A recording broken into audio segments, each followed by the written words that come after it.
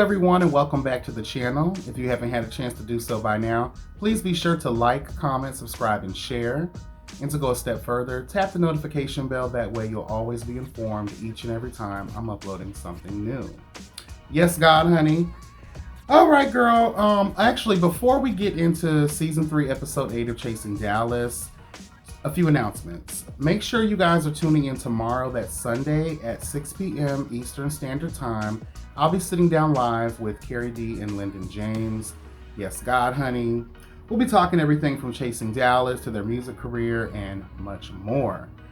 At 8 p.m. Eastern Standard Time, I'll be premiering my second installment of my true crime series, The Mysterious Disappearance of Daniel Robinson. So make sure you guys are tuning into that as well. All right. Yes, God, honey. I'm giving y'all some uploads, girl, okay? What I lack during the week, I feel like I make up for over the weekend sometimes. Y'all got a car conversation earlier, hello, God. Y'all getting the review for Dallas today. And tomorrow, the interview with Carrie D and my true crime. So that's 4 videos, 4 great pieces of content. Girl, yes, God, honey. And I appreciate all of the support. Amen. Also, shout out to me, bitch, because yes, honey, so I'm gonna share something with y'all. This week, I don't know if it's been the weather change, whatever, I've been having like itchy, scratchy scalp, bitch. I hate it. And I'm actually surprised because I use my own hair product that is a moisturizer. So I'm just like, where's the dandruff coming from? Why is my scalp itching like this? So earlier this morning, I was like, fuck this. I decided to use my Cucumber Sprite Sugar Scrub to exfoliate into my scalp, and I let it sit for several minutes while I was in the shower, and I rinsed it out. And when I tell you, moist, cleansed, no more itchy scratchy, bitch. Like, girl, you better get into it. Hello, God. Anyway, girl, let's get into this episode of Chasing Dallas. All right, so this episode starts off with Reese and the crew ending their stay in Chicago. I noted here that you bigged up this whole argument and this supposed, what could have turned out to be a fight. You guys decided not to air that. I thought that was interesting. I appreciate it, but I'm not gonna lie, the messy bitch in me is like, girl, let's see this through. Let's see it through. Who through what, bitch? You know, what led up to all of that happening, girl? Like, okay. The showcase was really cute. There were a lot of people in the building coming to support. I'm here for all of that. Reese did a great job of hosting. My only issue is, I love Carrie D down, and he has an amazing gift. A lot of the girls out here are not blessed with vocals, bitch. Let's just be honest about that. That's not even shady. That's just facts, bitch. A lot of the girls out here,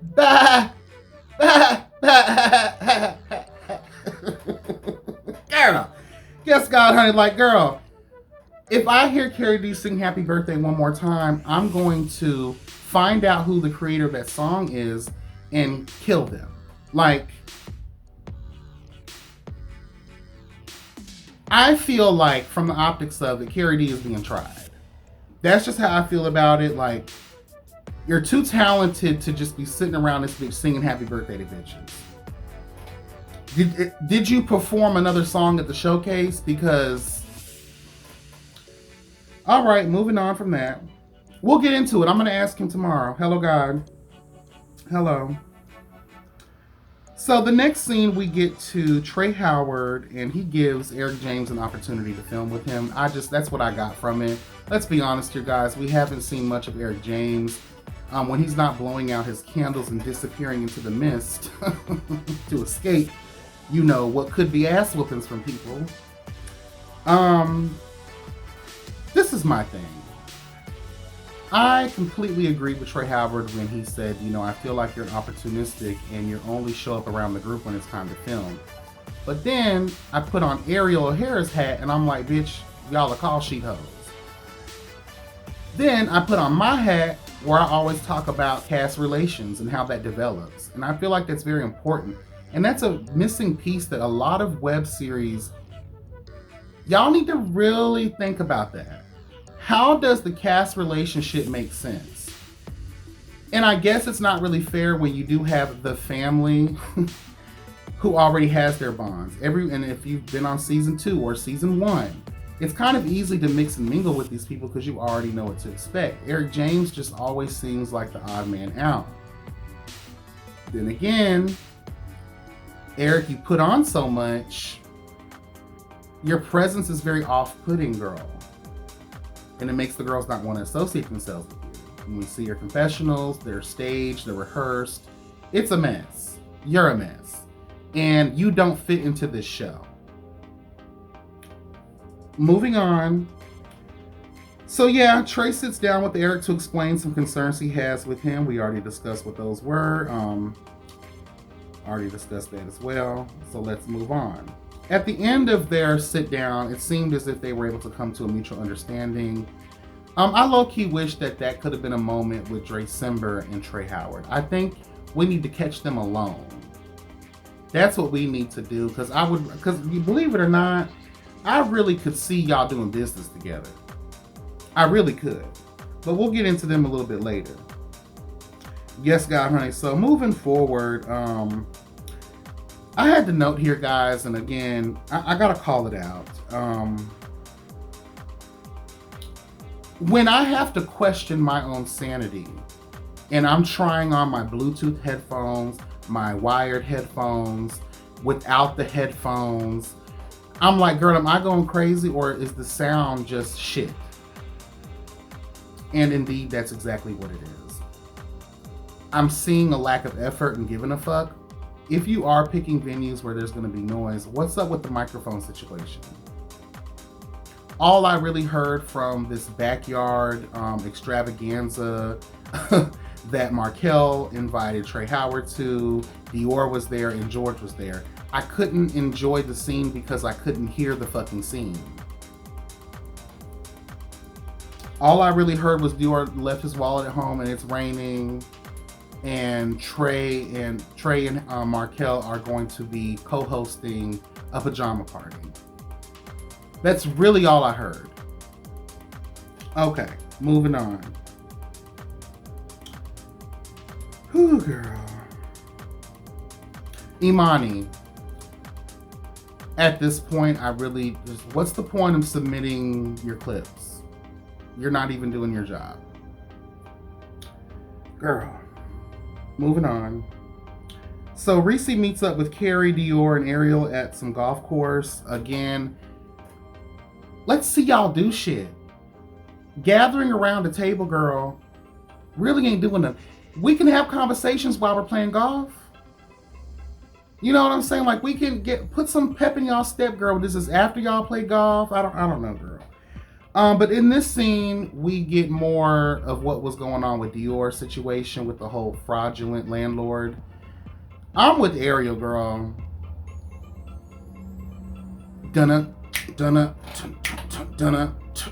When we ride on our enemies, let me tell you something, girl. I'll be blasting that song from Tupac, girl, while we are lighting everything on fire. While we are breaking and entering, girl, while we are doing hood nigga shit, I don't give a fuck. We are going to get what we are owed. What pisses me off about this is that Dior, this is his 9 to 5. He's not chasing. He has already chased and obtained. This is his livelihood. Almost $5 grand for walls. Bitch, when I tell you, I'll be hunting whoever that is down and making them pay back every cent. By hook or crook, bitch. I know you said y'all getting a lawyer and you finna do this and that and the third, but that's fine too. That can be on the back end. Because on the front end, I'm gonna beat your motherfucking ass for trying my existence. I also wanna say this too. I blame the actual landlord because you weren't getting any funds, obviously, so you didn't think to, wherever you're living, because most of these rich bitches that have that rent out and lease out all these properties, they don't really live in the state or the city in which the property is, right? Come around every once in a while to check on your business with your own eyes. See what's happening, especially if you haven't been receiving rent payments, girl. Like, red flag, bitch. Like, send a family member, send a proxy. I don't give a fuck what you send, a goddamn carrier pigeon, girl. A drone, girl. See what's happening physically with your business. Maybe this could have been caught ahead of time. Maybe Dior could have met you earlier. And y'all could have both fucking got that nigga together. You know what I'm saying? But I also want to say, Dior, we have to start checking the deed. Literally, almost overnight, someone destroyed you. No, man, Pam, now I'm sure you're going to be fucking putting on the breastplate of righteousness every time you step into a business situation because, girl, they tried your life. You and your business partner, your best friend, they tried y'all's life. That money you may not be able to recruit. Even if you do sue him and win, that's still going to take a lot of time. Girl, please. That's why I said on the front end, we just going to beat your ass and take what we can from you, girl. Hello, God. Force you to put your PIN number in at the ATM, girl. We're going to hold your family hostage. I don't give a fuck what we got to do. We're going to do it, honey. Okay? Because, bitch, no, ma'am. This is his... This, girl, it's disturbing because when you have someone that's walking in their dream, when you hear Dior's story, he's literally come from nothing. He has created himself from the ground up, girl. From the dust whence he came, girl. Hello, God. And some raggedy ass bitch has a nerve and audacity to basically try him like, oh, no, girl. No, ma'am. The same way y'all stepped in, y'all always got all these motherfuckers with y'all. That's exactly how we gonna step in on that raggedy bitch. And plus, there's always a way to find somebody. Hello, God. Trust me. Google is your friend.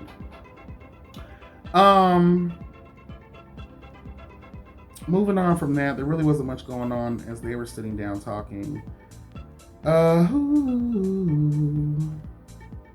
Oh, child, in addition to that conversation, child, Dior reveals that he's been single since January. I don't know if that's January 2021. It probably is, actually. Damn, girl, what happened to you and Daddy? I was rooting for y'all, bitch. But now Scotty has a chance. Child, you know, Scotty by Nature TV loves him some Dior, and I had to put you on the spotlight there, honey, but here's your chance, honey. What did Genuine say? This is my last chance to love you. I'm gonna play it like a grown man know to if I only got one shot to win you. Yes, honey. Baby, call me Jordan. Child, you know what the fuck the song is talking about, girl. Shit. But yes, honey, I do feel bad for y'all. Hopefully, if it's meant to be, it'll come back around. Shout out to Heather Hadley, okay? All right, so next, Carrie D is with his granny, and he decided to take her out to get some fish, child, some fried fish. Hello, God, and I'm so hungry right now. I'm just thinking about catfish. I love fried catfish, bitch.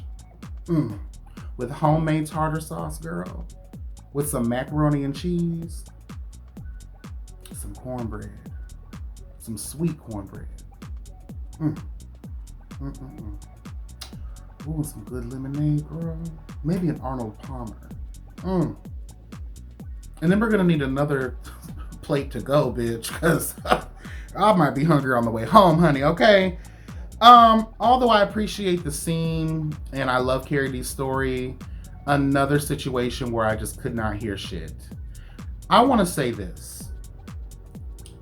I know in the moment, cast don't get to see, you know, before they edit, after they edit, they're basically watching it as we are. I'm gonna need y'all to start telling these production teams, whoever is filming your scenes, to put some fucking respect on your name, bitch. Stop playing on y'all's motherfucking time.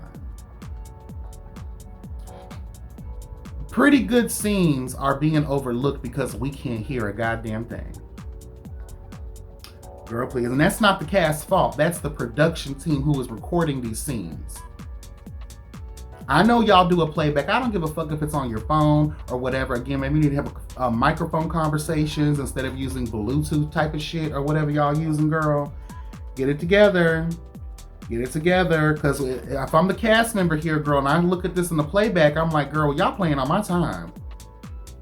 Because I couldn't hear shit. I thought I was going deaf at first, but then I realized, no, bitch, it's the production. All right, girl, moving on. So let's talk about Markel and Trey's pajama party down to the hotel. First of all, I'm very disappointed in Markel and Trey Howard. You set the stage for the disrespect that was shown throughout this entire scene. You guys had me looking at y'all motherfuckers weird when you said we're going to invite Charles from season 1, we're going to invite Tony Price from season 1, and we're going to invite Trey Womack. So y'all don't give a fuck about having fun. Y'all don't give a fuck about burying the hatchet, as y'all said. Y'all don't give a fuck about, just enjoying yourselves, girl. You created the situation, and then y'all want to get mad at Reese for addressing bullshit. I was on Reese's ass the last 2 episodes, but now it's time to get on George's motherfucking ass, Markel and Trey Howard's motherfucking ass, okay? George, let's start with you real quick. You started with Reese, at least that's how it's presented to the people. Whatever nuances there are, I don't really care about. All I know is that you started with that man. This is not the place nor the time. There's a lot of people that were in that building that probably didn't even know what the fuck y'all was talking about. I noticed Charles wasn't there, Tony Price wasn't there, Trey Womack wasn't there. So we didn't have those elements to worry about. But the fact that that was the plan, y'all are messy as fuck for that. And at this point, it can be interpreted as an attack on Reese. I understood at the lemon squeeze. I understood a lot of things throughout this season. But at this point, girl, too much. I also want to address my husband before we get into the mess. Hey, Wuda, how are you, boo? Wuda is me to the bullshit. Actually, he's not me enough because because Wuda's a big guy. Once I would have walked in there and noticed that there's no fuel for my muscles, because there was no food. I didn't see any food. All we saw was brown liquor bottles, bitch. And then we wonder why the kids are ready to fight each other because it goes down on the motherfucking brown, girl. Come on, Megan Thee Stallion told y'all, girl, it goes down on the brown. So once I would have noticed that there's no food and there's only drink, and also noticing that there was perfect creases in everyone's nightwear, which lets me know you bought that the day of to stunt on the kids because y'all are probably just like me. You wear your tank top and your boxers, and then for you freakier bitches, which I have no problem with, you probably sleep naked. Girl, please. So yeah, Wuda, the next step to truly be my husband would have just left the building because you didn't say not really one word the whole scene. So really, they didn't need, require, nor desire you to be there. Because we all know Wuda's not with the mess. So why would you invite me to a place where it's on mess? And another planned messy situation was the questions. How dare you, Markel, cuss December out when you should be cussed out? I love you down, brother. I know I do. But I gotta call it like I see. And what I see here is a lot of people that don't want to take accountability for the mess that they're serving people. And then you want to get mad at those people for giving you what you gave them. Again, like I say before, child, you can't get upset at how people respond to the fuck shit that you serve them. Reese's better than me. December is better than me because I would have been wearing y'all out in there. How can y'all get upset when this is your party, this is your situation? And I would like to know, the Reese was not wrong. Like, girl, are we gonna regurgitate themes in one season? The gays were supposed to be more creative than that. I'm just really mad about this situation because it's like, damn girl, like y'all just gonna carry this. So we're in episode 8, so we know that this probably goes on. How many? I think there's like 12 episodes. That's what I heard at least. If there is indeed 12 episodes, you don't have much to go. Hopefully we get a Ponderosa at the end, girl. I was gonna save this for the season finale, but something tells me since we're here, we may not get a chance to see much. And if I am wrong, then I'll admit that I'll be wrong. I have to be honest with y'all. Y'all should just remove the chasing from reality. And this is no disrespect to anybody, but I have to be honest here. Robert, you don't serve a purpose in the show. I'm sorry. We've only seen you do one piece of nail. Dior, sorry baby. You haven't seen you do not one piece of hair. What would have been nice What would have been nice, Dior, is if you would have let us see the construction process. You know, we saw you shopping for these things, but we didn't get to see you build the dream. Even though it was taken away from you, it was taken away from you after 10 months. So that could have been a scene that y'all could have constructed. You could have brought in some of the cast members to come help you, even if it wasn't to really help you. Get 15 minutes, 20 minutes, bitch, real quick, throw some paint on each other, make it look like y'all don't work hard, girl, or whatever the case may be. Let us see you guys in the process of the chasing. Trey Howard does a lovely job of that. I love Ariel, but there's sometimes I don't get to see much of the process. You know what I'm saying? I want to see the actual process of the design, not the before and after. I want to see what's going on in the middle, girl. George, we see you smoke hookah, and talk about a hookah event, but I haven't seen a hookah event. And I know there's certain people on here that don't have the hustles or whatever. They're just here to add a little yes God moments, and I'm here for that. But girl, yeah, I'm not trying to be too hard on y'all, but, and this really, I don't think this is the cast fault. Again, as executive producers, as you know, showrunners, girl, we got to do our job with the storyboard. We got to know what's the vision that we're trying to bring to life, because Chicago could have been scrapped. And that could have been focused on other scenes with Eric James, with Robert, you know, maybe with Dior in the business situation. Like, and don't just tell us about your downfalls. Invite us in on it. If you're going to tell us it anyway, you might as well invite us and let's record this. That's what the reality part of it should be. We're not always going to start off successful. There are going to be, girl, most of y'all, I know damn well most of y'all, if not all of you, have experienced that process when you're trying to walk up the ladder of success in your own right, girl. I'm quite sure you fell down a couple of times, girl. Let us see those moments. That's what will make y'all so relatable, girl.